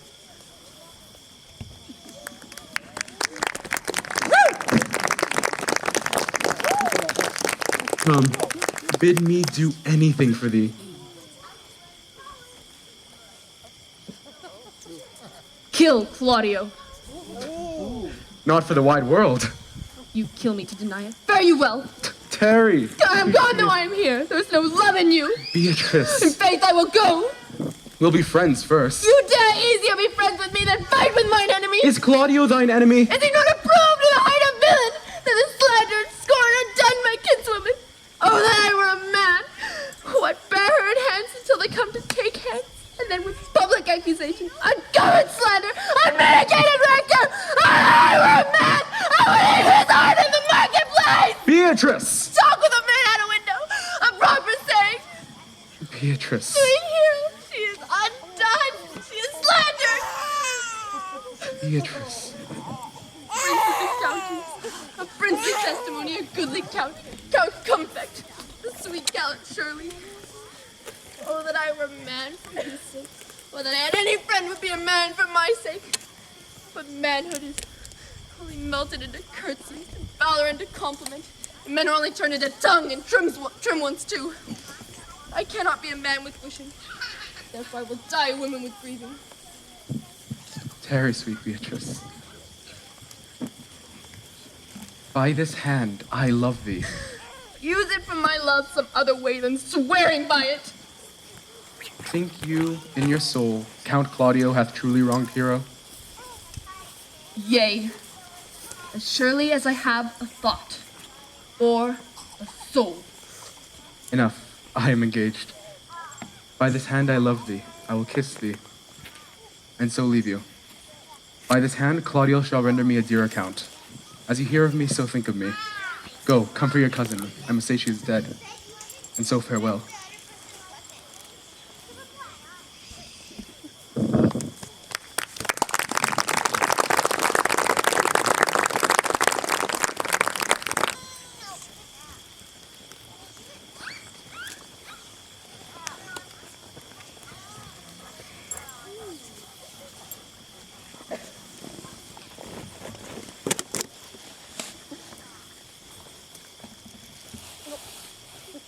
parties, our whole assembly appeared.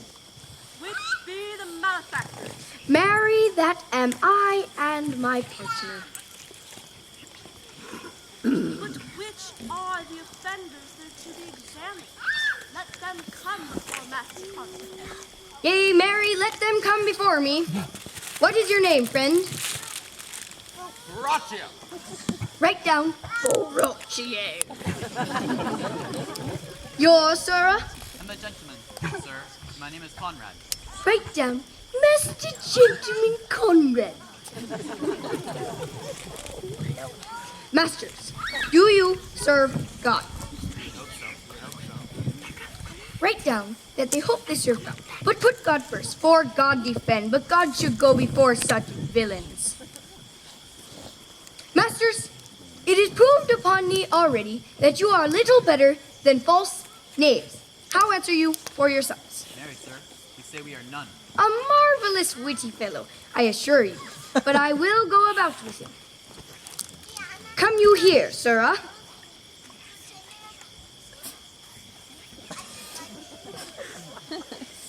A word in your ear.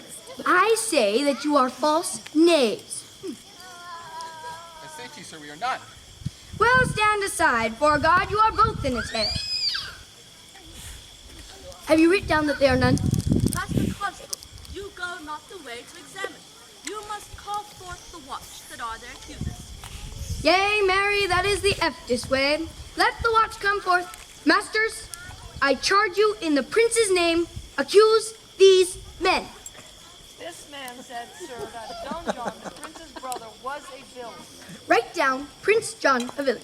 Why, this is flat perjury to call a prince's brother villain.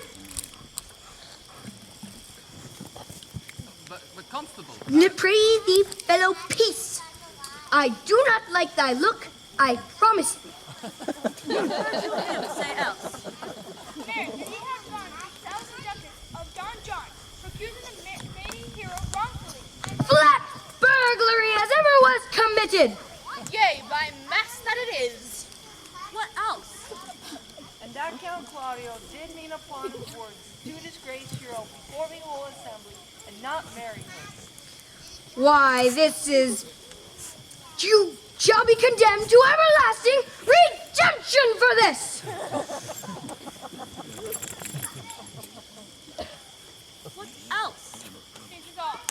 And this is more masters than you can deny. Prince John is this morning secretly stolen away.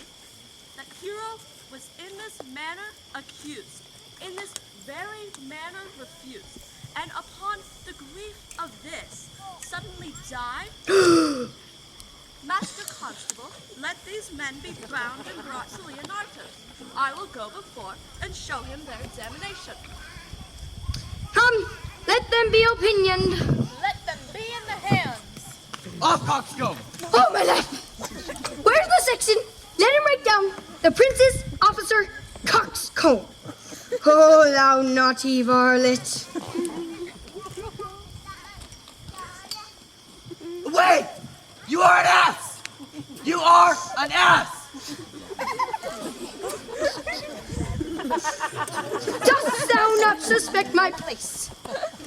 Dost thou not suspect my ears? I am a wise fellow. Don't forget that I am nice. Do it be not written down.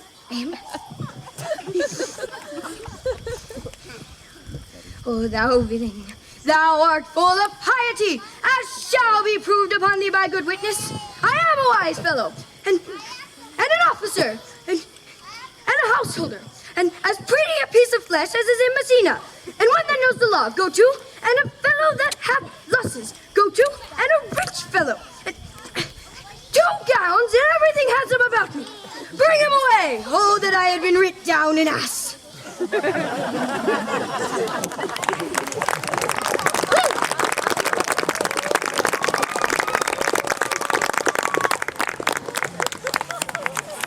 'Tis not wisdom to second grieve against yourself. I pray thee peace, for I will be of flesh and blood. There's never yet a philosopher that could so endure the toothache patiently. And yet, they have writ the style of the gods and made a push at taunts and sufferance. Yet, bend not all the harm upon yourself. Let those that offend you suffer too. There thou speakest reason.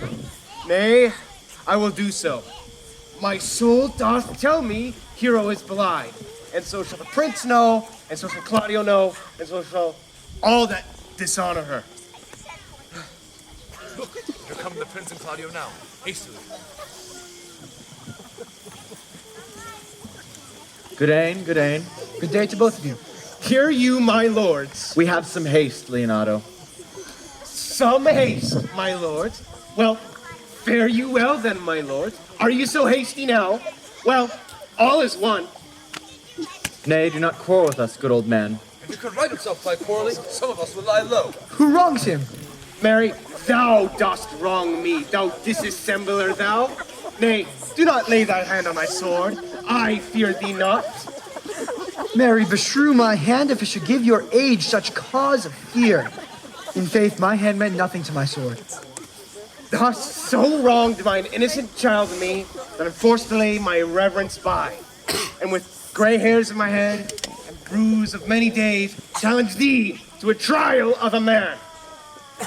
I say thou hast belied mine innocent child, that thy slander has gone through and through her heart. And yet, here she lies in a tomb amongst her ancestors, where never scandal slept, save this of hers, framed by thy villainy. My villainy? Thine, Claudio, thine, I say. You say not right, old man. My lord, I'll prove it on his body if he dare, despite his nice fence and his active practice, his way of youth and his bloom of lustihood. Away from me! I will not have to do with you. Canst thou so daft me? You have killed mine innocent child, and boy, if you kill me, you shall kill a man. He shall kill two of us, and men indeed, but that's no matter. Let him kill one first. Win me and wear me. Come, sir boy. I'll keep you from your foining fence. Nay, as a gentleman I will. Brother. Oh, content yourself. God knows I love my niece, and she's dead. Murdered by villains. Who dares much answer a man as I dare take a serpent by the tongue? Boys, braggarts, apes, milksops. Brother Anthony. Hold you content. What man? I know them, yea. What they weigh. Even to the utmost scruple. Scambling, outfacing, fashion-mongering boys. Who lie and cog and flout and show outwards hideousness. And then speak a half-dozen dangerous words of how they might hurt their enemy, if they durst, and that is all. But Brother Anthony. Do not you meddle. Let me deal in this. Gentlemen, both, we will not wake your patience. My heart is sorry for your daughter, but on mine honor she was charged with nothing but was true and very full of proof. My lord! I will not hear you. No?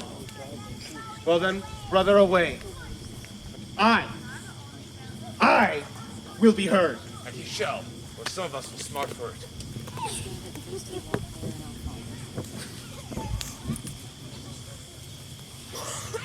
See, here comes the man we went to seek. How now, senor? What news? Good day, my lord. Welcome, senor. You almost come to part almost a fray. We are like to have had our two noses snapped off by two old gentlemen without teeth. Leonardo and his brother. What thinkest thou? Had we fought, I doubt we should have been too old for them. In a false quarrel, there is no true valor. I came to seek you both. We have been up and down to seek thee, for we are high-proof melancholy, and would fain have it beaten away. Wilt thou use thy wit? Sir, I shall meet you in the career, and you use it against me. I pray you, choose another target. As I'm an honest male, by this light, he looks more and more pale. Yea, if he know how to turn his girdle. Shall I speak a word in your ear? God save me from a challenge. You, sir, are a villain, I jest not. I will make it good how you dare, with what you dare, and when you dare. Do me right, or I will protest your cowardice. You have killed an innocent young lady, and her death shall fall heavy upon you. Let me hear from you. I will meet you. Very well, boy. You know my mind. I will leave you not to your gossip-like humor. You break jests as braggarts do their blades, which God be thanked hurt not. My lord, for your many courtesies, I thank you. I must leave your company. Your brother the bastard is fled from Messina. You, among you, have killed an innocent young lady. For my lord Lackbeard there, I will hear from him shortly. He is in earnest, Most profound earnest. and hath challenged thee? Most sincerely. I warrant you for the love of Beatrice. Oh, what a pretty thing man is when he goes in his doublet and hose and leaves off his wit.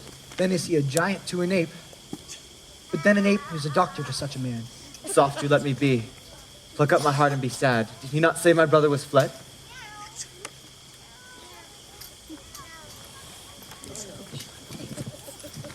Come you, sir, if justice cannot tame you, she shall ne'er weigh more reason in her balance.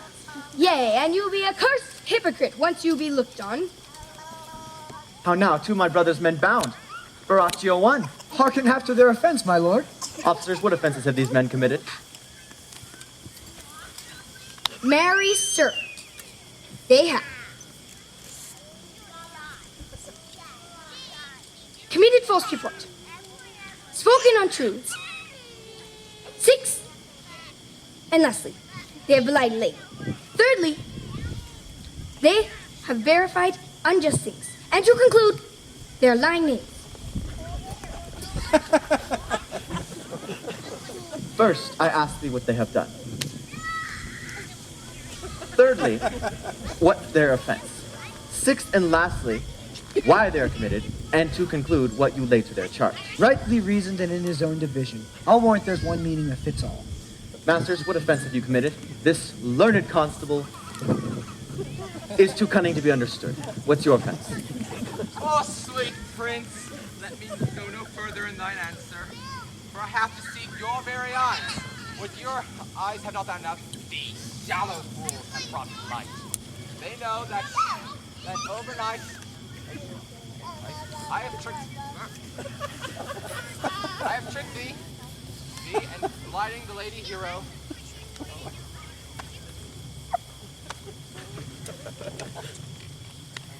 For she is innocent, and I am guilty.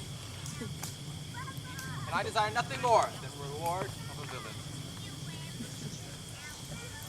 Is not this speech like iron through your blood? I have drunk poison whilst he uttered it. But did my brother set thee on to this? Yea, and pay me richly for the practice of it. He's composed and framed of treachery, and fled he is upon this villainy.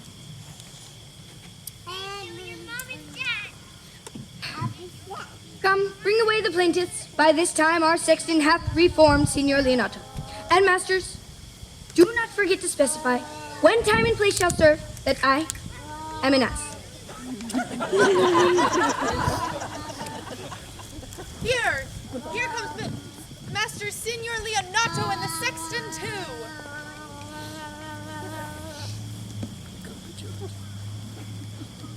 Which of these is the villain?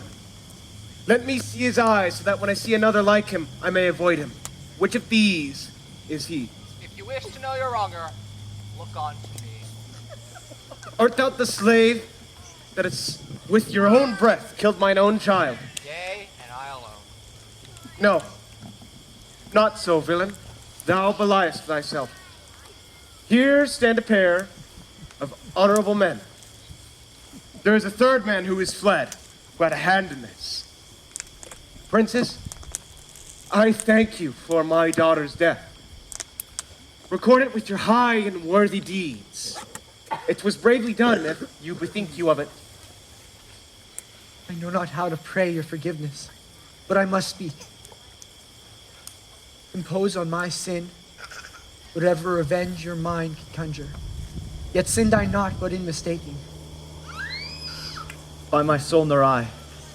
And yet to satisfy this good old man, I'll bend under any heavy weight he'll conjoin me to. I cannot bid you bid my daughter live. It were impossible. But I pray of you both, possess all of the people here in Messina of how innocently she died. And if your love can labor through more sad invention, hang her an epitaph upon her tomb and sing it to her bones. Sing it tonight. And tomorrow morning, visit me. For my brother hath a daughter, almost the exact copy of mine own that is dead. She alone is heir to both of us. And if you can give her what cannot be given to fair hero, thus dies my revenge.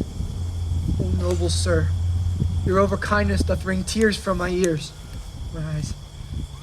I do accept your offer, and henceforth dispose of poor Claudia. Tomorrow, then, I shall expect your arrival. And tonight I take my leave. This naughty man shall be brought face to face with Margaret, who I believe had a hand in this, hired on by your brother. No, my lord, she was not. Margaret has always been just and virtuous. She was only acting in my name. Moreover, sir, which indeed is not completely under white and black, this plaintiff, the offender, did call me ass. I beseech you, remember it in his punishments. Also, the watch heard of him talk of one deformed. They say he wears a lock in his ear and a key that hangs by it. I beseech you, examine him upon that point. I thank you for your care and honest pains. Your worship speaks like a most thankful and reverent youth, and I praise God for you. Ugh. Here's for thy pains. God save the foundation. Go on, my lords. I leave with your worship a couple of errant knaves, and I beseech your worship to correct yourself for the example of others. God keep your worship. I wish your worship well. May God restore you to health. I humbly give you leave to depart, and if a merry meeting be between us, God prohibit it. Come, neighbor.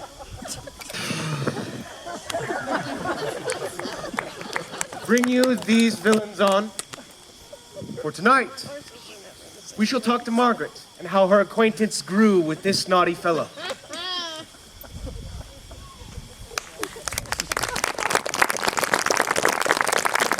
Speech of Beatrice. Will you then write me a sonnet in praise of my beauty? In so high a style, Margaret, that no man living shall come over it. For in most comely truth, thou deservest it. Have no man come over me? Why must I always keep below the stairs? Thy wit is as a greyhound's mouth, it catches. And yours is blunt as a fencer's foils, which hit, but hurt not. A most manly wit, Margaret. It hurts not women. Go fetch Beatrice, I hand thee the bucklers. Give us the swords. We have bucklers of our own. If you use them, Margaret, you must put them in the pikes with a vice. There are no weapons for maids. Well, I will call Beatrice to you, who I think hath legs. And therefore will come.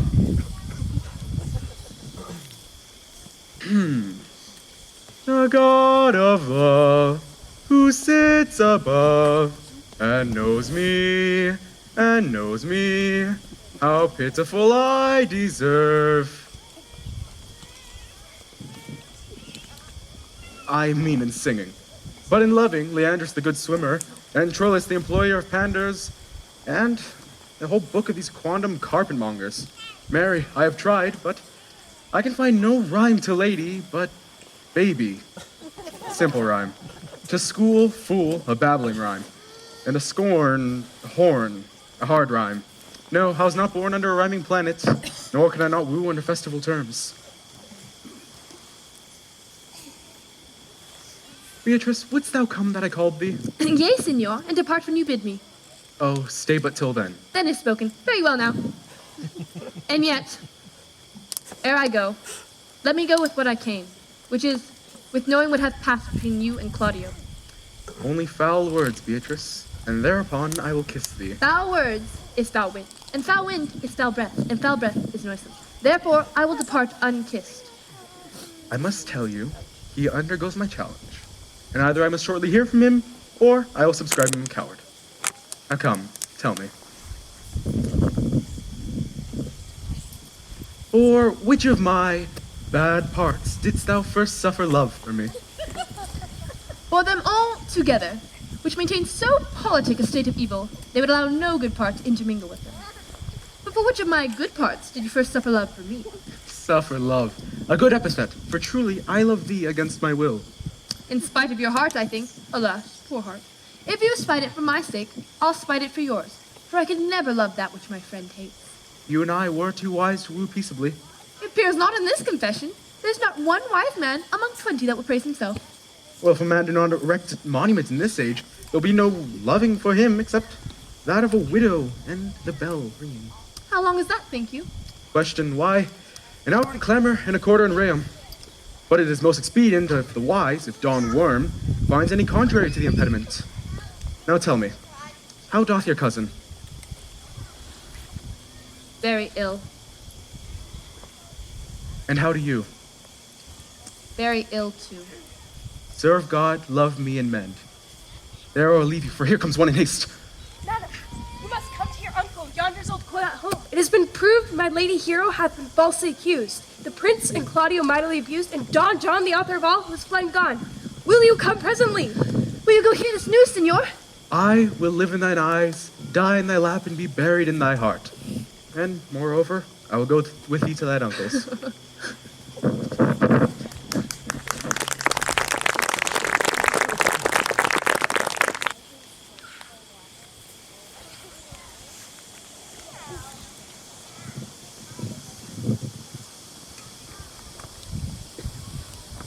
Is this the monument of Signor Leonardo? 'Tis, my lord. Done to death by slanderous tongues was the hero that here lies. Death in garden of her wrongs gives her fame that never dies. So the death that died of shame lives in death with glorious fame. Now unto thy bones, good night. Yearly will I do this right. The wolves have preyed, and look, the gentle day, before the wheels of Phoebus round about, dapples the drowsy east with spots of gray. Come, let us hence and put on other weeds, and then after the Leonados we will go. Haman's issue, Haman's luckier issue, shall we now go?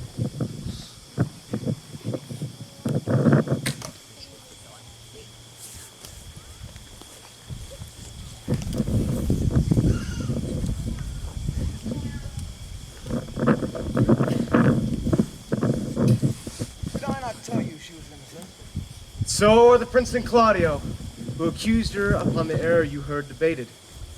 Margaret is at some fault for this, but not entirely of her own will, as the truth of the matter comes to light.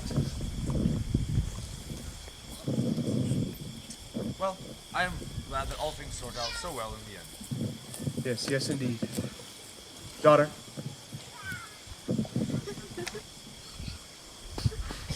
And you gentlewomen all, withdraw into your chambers, and when I send for you, come hither masked. For the Prince and Claudio promised me by this hour to visit me.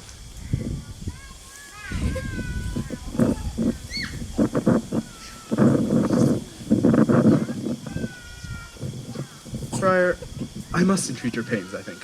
What, senor? To bind me or to undo me, one of them. In truth, I do intend to marry. Signor Leonardo, truth it is, your daughter does, with an eye of love, requite me. From the likes of which she probably got from Hero. But go on. And I do, with an eye of love, requite her. Well, from the sight whereof I believe you got from the Prince Claudio and I, but please continue. Your answer, sir, is enigmatical. But my goodwill is that your goodwill be with us, since I do intend to marry. And Friar, I must entreat your help with that. My will is of your liking. And my help. Here comes the Prince and Claudio.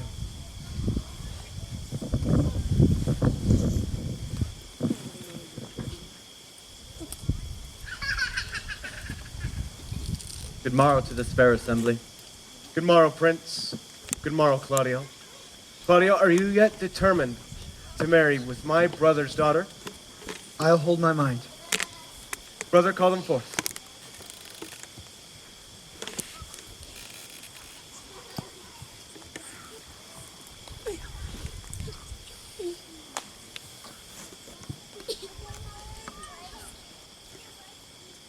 Which is the lady I must seize upon? This same is she. And I do give her you. Why then, she's mine. Sweet, let me see your face. Nay, that you shall not, till you take her hand before this friar and swear to marry her. Give me your hand before this holy friar. Lady, I am your husband, if you like of me. When I lived, I was your other wife. And when you loved, you were my other husband. Another hero. Nothing certainer. One hero defiled, but I do live. And as surely as I live, I am a maid. Former hero. Hero that is dead. She died, my lord, but whilst her slander lived. All this amazement can I qualify. Whilst after the holy rites are ended, I'll tell you largely of fair hero death. Meantime, if one does seem familiar, to the chapel that is present there. Soft and fair, friar. Which is Beatrice?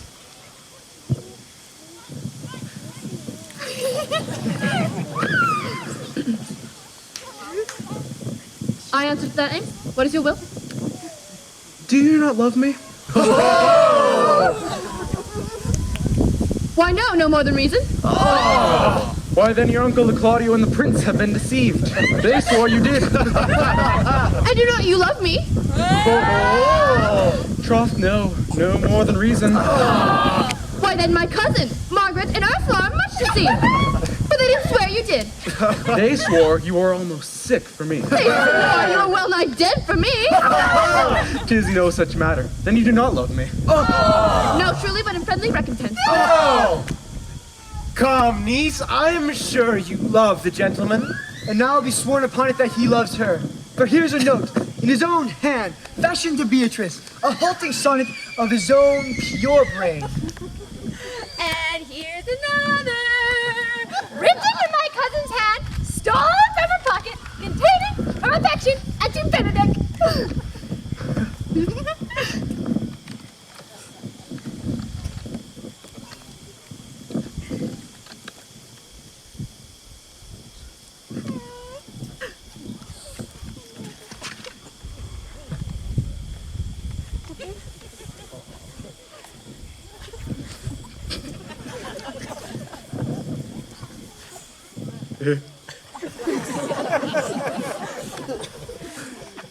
A miracle. Here's our own hands against our hearts. Come, I'll have thee, though I take thee for pity. I would not deny you, but I yield upon great persuasion. And partly to save your own life, for I was told you were in a consumption. Peace. I will stop thy mouth.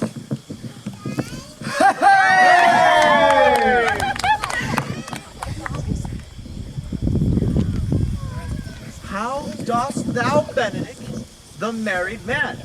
Prince, a college of woodcrackers could not flout me out of my humor. Now, do not harass me for what I've said in the past about marriage, for man is a giddy thing, and this is my conclusion.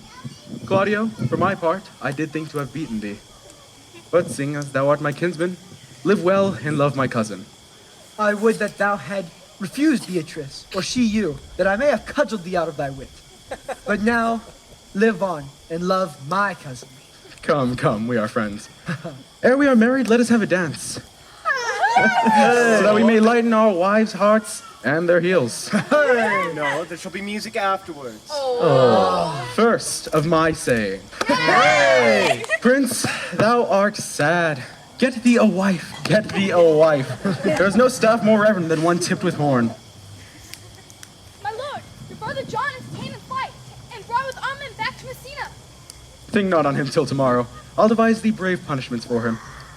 Till then, let us dance. Strike up, pipers.